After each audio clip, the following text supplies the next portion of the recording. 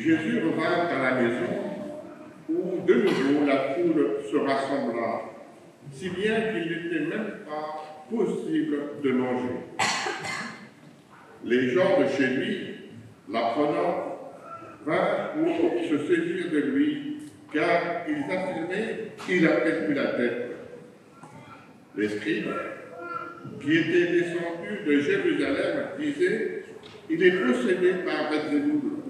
C'est par le chef des démons qu'il expulse les démons. » Les appelant près de lui, Jésus leur dit en parabole « Comment Satan peut-il expulser Satan? Si un royaume est divisé contre lui-même, ce royaume ne peut pas tenir. Si les gens d'une même maison se divisent entre eux, ces gens ne pourront pas tenir. Si Satan s'est dressé contre lui-même, il s'est divisé. Il ne peut pas tenir. C'en est fini de lui. Mais personne ne peut entrer dans la maison d'un homme fort et piller ses biens s'il ne l'a d'abord dégoté.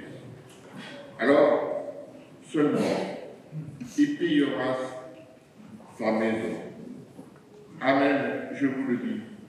Tout sera pardonné aux enfants des hommes, leurs péchés et les blasphèmes qu'ils auront proférés.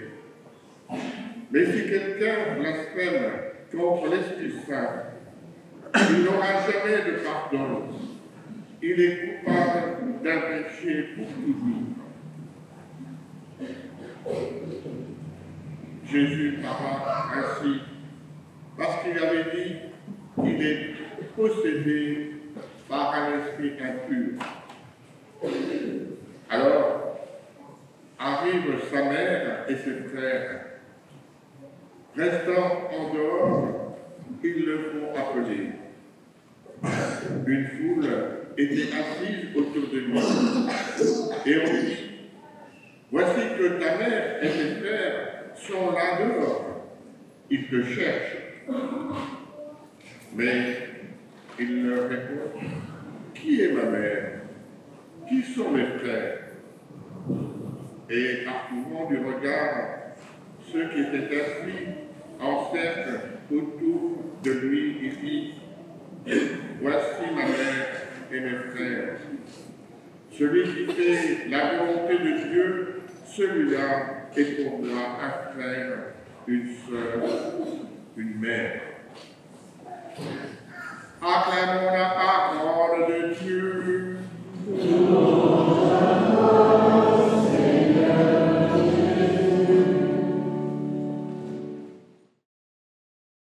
Celui qui fait la volonté de Dieu, celui-là est pour moi un frère, une sœur, une mère. Frères et sœurs, c'est dans cet admirable passage de Saint Marc que la liturgie nous offre en ce jour et que l'Esprit Saint nous aide à réaliser ce qui nous est proposé. Ce passage est une véritable transformation qui va se réaliser à plusieurs niveaux. Il nous faut partir de la réalité du mystère de l'identité de Jésus. Les disciples, sa famille et les foules nombreuses ne comprendront pas. L'Esprit, faisant partie des foules, ils ont un rôle d'accusateur. Vous savez, c'est facile d'accuser. C'est à cause de Dieu, c'est à cause de l'autre. Et on oublie qu'on a un certain rôle à jouer. Parce que regardez, si on utilise la main, on accuse Dieu, on accuse l'autre, ça devient comme un pistolet, on est en train de le tuer. Et on oublie qu'il y a 3 doigts qui sont adressés vers moi. Et du coup, j'ai un rôle à faire, au lieu d'accuser, d'aider. Alors là, l'Esprit, faisant partie des foules, ils ont le rôle d'accusateur. c'est contre eux que Jésus va riposter, car ils avaient dit, il est possédé par un esprit impur. Et là, la foule va intervenir par deux fois. D'abord, à la maison où Jésus se trouve avec ses disciples. La foule va se rassembler et elle est si nombreuse qu'il n'était même pas possible de manger. Même pas possible de faire célébrer les sacraments. C'est la trace du péché. Rappelez-vous la première lecture. La malice du serpent, c'est de faire manger Adam et Ève. Mais pas d'une façon à augmenter en eux l'amour de Dieu. C'est plutôt pour leur faire refuser la volonté de Dieu. Ils mangent, mais ils resteront sur leur faim. Ils mangent leur propre condamnation. Ils vont se découvrir nus. La foule rassemblée va empêcher ceux de la maison de pouvoir manger. Et donc, on peut considérer que la foule joue un rôle de perturbateur. Mais elle va constituer aussi un obstacle entre Jésus et sa mère et ses frères.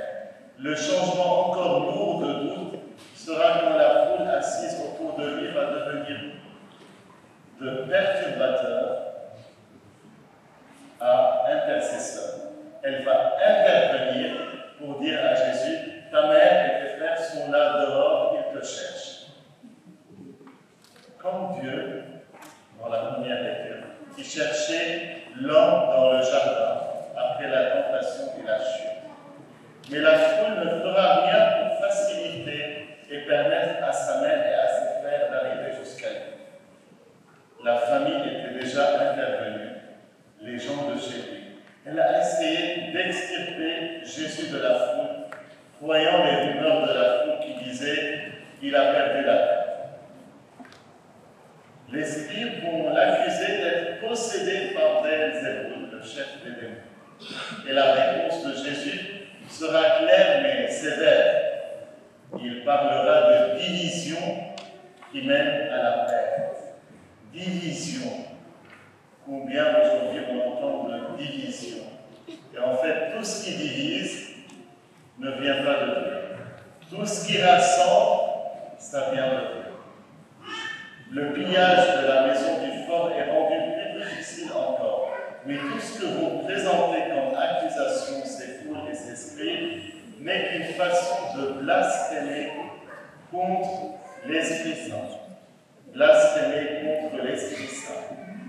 Ce péché n'est pas compris comme une parole contre l'Esprit Saint, mais comme un refus de l'accueillir.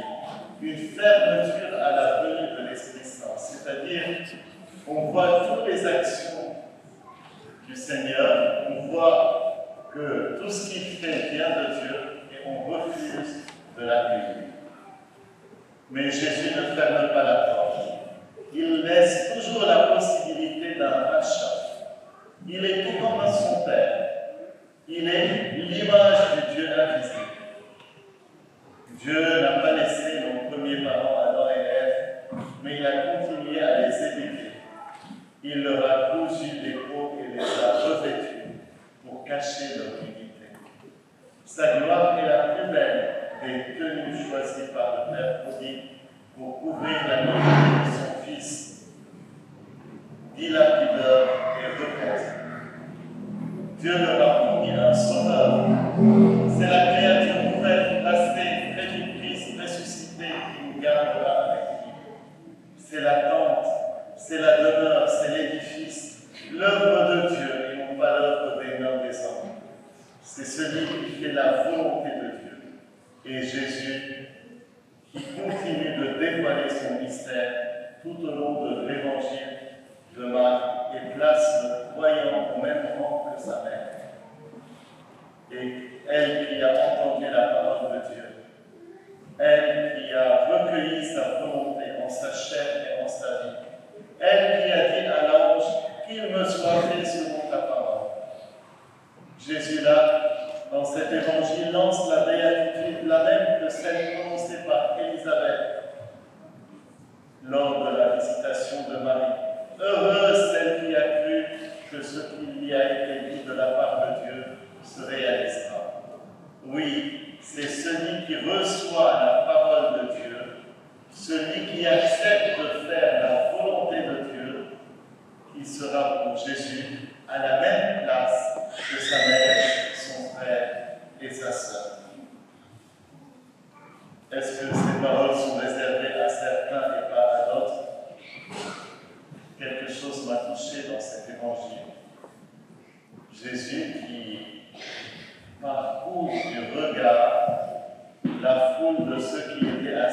ancêtres autour de lui. Donc c'est cette même foule qui présentait un empêchement aux agapés gestes d'amour suprême. C'est cette même foule qui doutait de Jésus et de sa mission en écoutant l'esprit qui le traitait de possédé par Béelzéboul. C'est cette foule que Jésus va parcourir du regard. Car il va voir dans quel état de misère elle se trouve et comment elle s'enferme. Il va enfin être pris de compassion pour cette foule, comme son Père pour Adam et Ève. Et il va lui proposer de la libérer d'elle-même et de ses enfermements étouffants. Il va donner cette espérance à la foule. La promesse du Sauveur qui se réalise enfin. Et le Sauveur est là. Mais elle ne le voyait pas. Elle ne le voyait pas. Nous qui sommes ici présents, nous avons eu l'occasion de recevoir le Seigneur, d'accueillir sa parole. Nous avons eu l'occasion de le rencontrer. Cette rencontre nous donne la joie, la paix intérieure. Et nous sommes invités à partager cette joie, cette rencontre avec le Seigneur. Partager cette espérance. Faisons la volonté de Dieu. Buvons à la source de son amour pour devenir ce que nous sommes.